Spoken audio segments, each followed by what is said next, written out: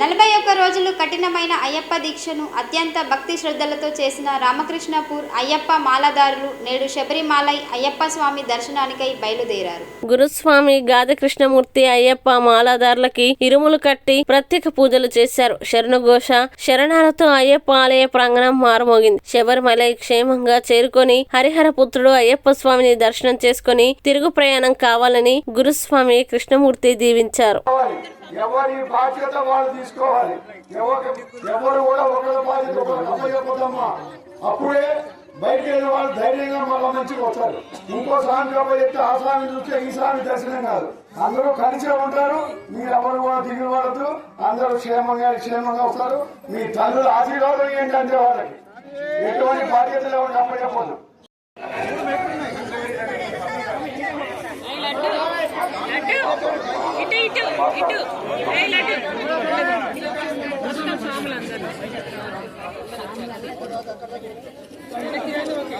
Hello వచ్చారా? నడవండి స్వామి, నడవండి.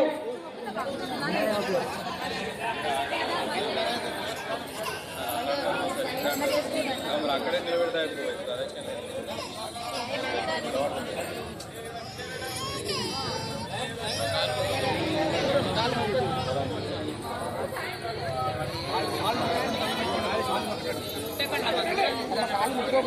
అమ్మ ముట్టుకోకుండా